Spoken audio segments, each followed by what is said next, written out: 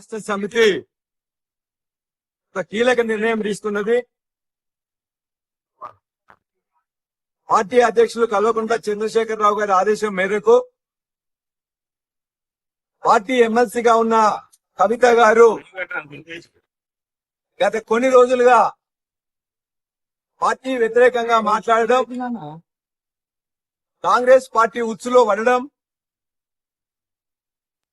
Congress party చెప్పినట్లే నడుచుకోవడం, party senior నాయకుల మీద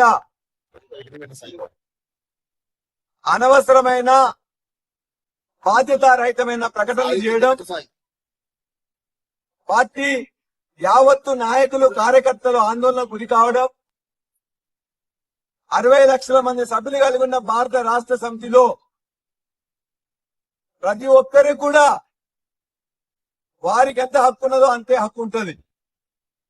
కాబట్టి ఇలా భారత రాష్ట్ర సమితి కార్యకర్తల యొక్క మనోభావాలు దెబ్బతినకుండా ఉండాలని వారి ఆందోళన గమనించి వాళ్ళ యావత్తు పార్టీ ర్యాంక్ అండ్ ఫైల్ కోరుకున్న విధంగా ఇవాళ భారత రాష్ట్ర సమితి నుండి కల్వకుంట్ల కవిత గారిని సస్పెన్షన్ చేస్తూ ఆర్డర్స్ ఇవ్వడం జరిగింది.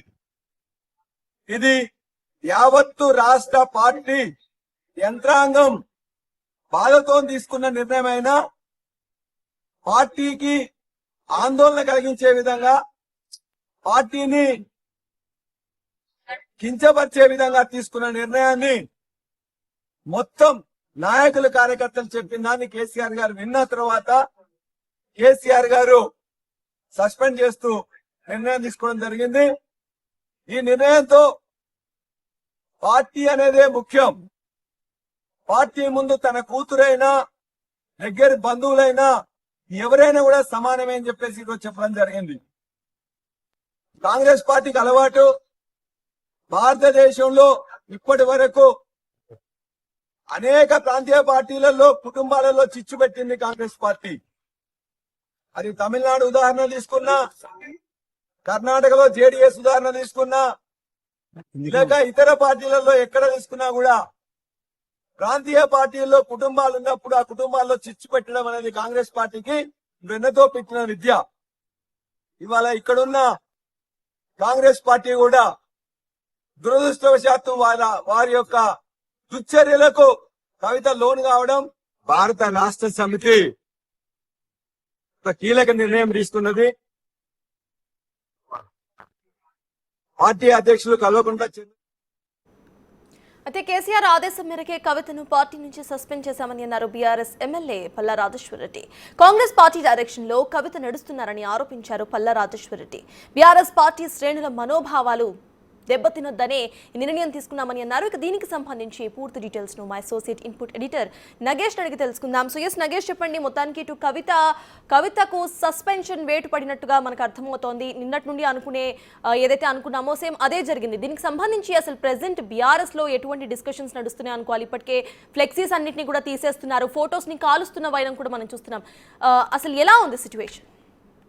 ఇప్పటికైతే నాయకులైతే ఒక్కొక్కరుగా కవిత సస్పెన్షన్ పైన మాట్లాడుతున్నారు. పల్లా రాజేశ్వర రెడ్డి కావచ్చు, కేపీ వివేకానంద, రాకేష్ రెడ్డి, కింది స్థాయి నేతలు అంటే ఎమ్మెల్యేలు అయితే ప్రస్తుతం అయితే కవిత పైన వ్యతిరేక గల్లం వినిపిస్తూ మాట్లాడుతున్న పరిస్థితిని మనం చూడొచ్చు. కేపీ వివేకానంద ఒక ఇంట్రెస్టింగ్ ట్వీట్ని కూడా చేశాడు.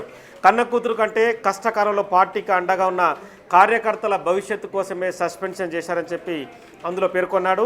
ఆనాడు తెలంగాణ రాష్ట్రం కోసం ప్రాణత్యాగం చేశారు, ఈరోజు పార్టీ కోసం కన్న బిడ్డను త్యాగం చేశాడని చెప్పి కేపీ వివేకానంద పార్టీ విప్ తన ఎక్స్ వేదికగా ట్వీట్లో పేర్కొన్నాడు. అంటే ఓవరాల్గా పార్టీ నేతలందరికీ కూడా పార్టీ చెప్పినట్టుగా తెలుస్తుంది. ఖచ్చితంగా కవిత సస్పెన్షన్ పైన అందరూ మాట్లాడాలి, కవితను ఎందుకు సస్పెండ్ చేశామని చెప్పాలని చెప్పారు.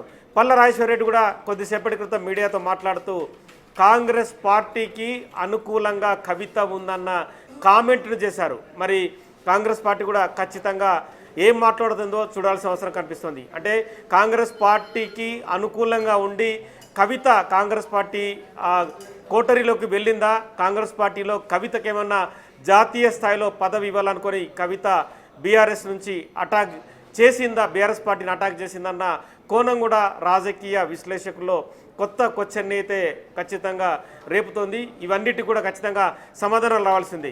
మరి కవిత రేపు మధ్యాహ్నం 12 గంటలకు ప్రెస్ మీట్లో అంటే ముఖ్యంగా తన ఎమ్మెల్సీ పదవిని ఉంచుకుంటుందా లేదా అనేది తెలపాల్సిన అవసరం కనిపిస్తుంది. అలాగే పార్టీ సస్పెండ్ చేసిన తర్వాత పార్టీని కాలదన్ని కొత్త పార్టీని పెట్టే విధంగా ముందుకెళ్తుందా, భవిష్యత్తు కార్యాచరణ ప్రకటిస్తుందా అనేది కూడా రేపు 12 గంటలకు కవిత ప్రకటించనున్నారు. ఎందుకంటే భారత రాష్ట్ర సమితిలో తెలంగాణ రాష్ట్రం ఏర్పడిన తర్వాత భారత రాష్ట్ర సమితి అనేది తెలంగాణ స్టేట్లో చాలా ఇంపార్టెంట్ పార్టీ, తెలంగాణ ఉద్యమ పార్టీగా కూడా ప్రజలు పట్టం కట్టారు. 10 ఏళ్ల తర్వాత కుదుపులకు లోనవుతుంది. అధికారం కోల్పోయిన తర్వాత వాళ్ళకు సంబంధించిన కుటుంబ ఇష్యూలోనే బయటకు వచ్చిన పరిస్థితి కనిపిస్తుంది. అధికారం ఉన్నంతసేపు తెర వెనుక ఏం జరుగుతుందో ఎవరికి అర్థం కాలేదు. అందరూ అధికారం చుట్టే తిరిగారు. ప్రజలు కూడా వాళ్ళందరికీ బ్రహ్మరథం పెట్టారు. అంటే కవిత వెళ్ళినా కేసీఆర్ కుటుంబ సభ్యులుగా అంటే హరీష్ కానీ, కేటీఆర్ కానీ, కవిత, సంతోష్రావు వీళ్ళందరికీ ప్రజలు బ్రహ్మరథం పెట్టారు. కానీ వాళ్ళ ఇన్సైడ్ ఏం జరుగుతున్నా కూడా ప్రజలకు తెలిసేది కాదు. వాళ్ళ అపాయింట్మెంట్ కోసమే నాయకులు, నేతలు పడిగాపులు కాసేవారు, వాళ్ళ ఇండ్ల ముందు నిలిచినవారు. ఈరోజు కవిత సస్పెన్షన్ అనేది బీఆర్ఎస్ పార్టీ భారీ కుదుపునకు లోనవుతుంది. వాళ్ళ ఇంట్ల ముందు జనాలు ప్రస్తుతం బీఆర్ఎస్ పార్టీ దగ్గర ఉన్నా కూడా కవిత దగ్గర మాత్రం పేరున్న నాయకులు లేకపోవడం అది మైనస్గానే కనిపిస్తుంది. మరి కవిత బీఆర్ఎస్లో ఉన్న సన్నిహితులు, శ్రేయభిలాషులు, మాజీ ఎమ్మెల్యేలు కావచ్చు, ప్రస్తుత ఎమ్మెల్యేలు ఎవరినైనా పార్టీ నుంచి బయటకు లాగి బీఆర్ఎస్ పార్టీని ఇంకా వీక్ చేస్తుందా ఏంటనేది కూడా ఆమె రేపు మధ్యాహ్నం ప్రెస్ మీట్ తర్వాత భవిష్యత్తు పరిణామాలు తెలిసే అవకాశం కనిపిస్తుంది. కానీ ఇప్పటికే బీఆర్ఎస్ పార్టీ అనేది ప్రతిపక్ష పార్టీగా కాంగ్రెస్ పార్టీని ధీటుగా ఎదుర్కొంటూ రకరకాల ఇష్యూల్లో వాళ్ళని అంటే ధర్నాలు కావచ్చు, ఎక్స్ వేదికగా విమర్శించడం కావచ్చు, రకరకాల ఇష్యూలను అయితే తెరపైకి తీసుకొస్తుంది. మరి సింగిల్గా కవిత ఏ మేరకు రాజకీయాల్లో రాణిస్తుంది, మరి కేసీఆర్ కూతురుగానే ఇప్పటివరకు ముద్రపడిన కవిత సొంతంగా నిలబడుతుందా లేదా అనేది కూడా తెలియాల్సిన అవసరం కనిపిస్తుంది. కానీ రేపు మధ్యాహ్నం 12 గంటలకు మీడియా ముఖంగా వచ్చి బీఆర్ఎస్ పార్టీ పైన ఎవరెవరిని విమర్శిస్తుంది, బీఆర్ఎస్ పార్టీలో 10 ఏళ్ల కాలంలో జరిగిన అవినీతిని ఎండగడుతుందా లేదంటే ఇంకా వేరే ఇష్యూలలో ఎవరైనా నేతల్ని టార్గెట్ చేస్తుందని కూడా చూడాల్సిన అవసరం కనిపిస్తుంది. ఎందుకంటే కవిత ఇప్పటికే మాట్లాడిన మాటలు రాజకీయంగా దుమారాన్ని రేపాయి. డైరెక్ట్గా తన కుటుంబ సభ్యుల్ని టార్గెట్ చేస్తూ మాట్లాడుతున్న కవిత రేపు ఇంకెవరిని టార్గెట్ చేస్తూ మాట్లాడుతుందని చెప్పి కూడా రాజకీయ వర్గాల్లో అయితే పెద్ద చర్చకైతే దారితీస్తుంది.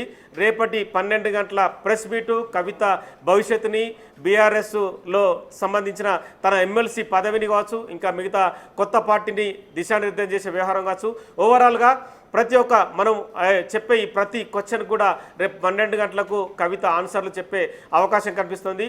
తన తండ్రి దేవుడు అంటున్న కవిత మిగతా దయ్యాలు కానీ, భూతాలు కానీ బీఆర్ఎస్ పార్టీలో ఇంకెవరున్నారు, ఎవరిని ఎక్స్పోజ్ చేస్తుందని చెప్పి కూడా వాళ్ళందరూ కూడా కొంత భర్జన పడుతున్నారు, మదన పడుతున్నారు. అంటే తమ పేర్లను కూడా ఎక్కడ తిడుతుందని చెప్పి వాళ్ళు ఆలోచిస్తున్నారు.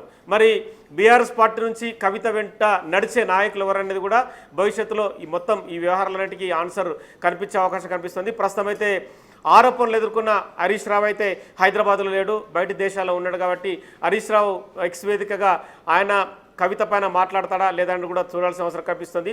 మొత్తం బీఆర్ఎస్ పార్టీ నుంచి సస్పెండ్ లెటర్ వచ్చిన తర్వాత కేటీఆర్ ఎక్స్ వేదిక నుంచి మాత్రం తన చెల్లెల పైన ఇప్పటికీ ట్వీట్ కానీ సస్పెండ్ చేస్తున్న నిర్ణయాన్ని స్వాగతిస్తున్నట్టుగా మాత్రం ఎక్కడ మాట్లాడలేదు. ఫామ్ హౌస్లోనే తన తండ్రితో పాటే కేటీఆర్ ఉన్నాడు. కానీ కింది స్థాయిలో ఉన్న ఎమ్మెల్యేలు, మాజీ మంత్రులు, మాజీ కార్పొరేషన్ చైర్మన్లు మాత్రం తెలంగాణ భవన్ వైపుకి అయితే వస్తున్నారు.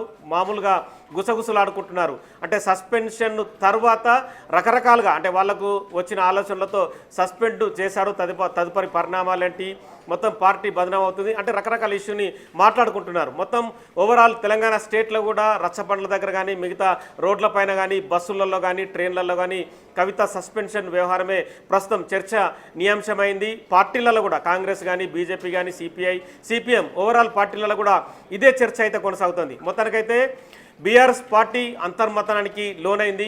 సొంత కుటుంబంలోనే ఆ పార్టీ నుంచి సస్పెండ్ అయిన తర్వాత కవిత వ్యవహారం మొత్తం జోరుగా తెలంగాణ రాష్ట్రం మొత్తం కూడా చర్చ కొనసాగుతుంది.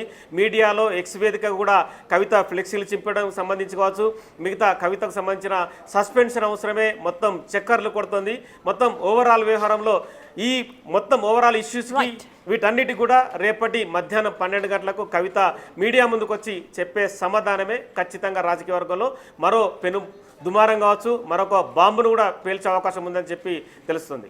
Thank you Nagesh. So as it is రేపు 12 o'clockకి ఆవిడ ప్రెస్ మీట్ పెట్టబోతున్నారు. మరి రేపు ఆవిడ ప్రెస్ మీట్ అనంతరం కూడా అసలు ఏం మాట్లాడబోతున్నారు, ఎటువంటి యాక్షన్స్ అండ్ రియాక్షన్స్ ఆవిడ దగ్గర నుండి కనిపించబోతున్నాయి అనేది ఇప్పుడు ఆసక్తికరంగా మారింది. మరిన్ని అప్డేట్స్ చూసే ముందు let's take a short break.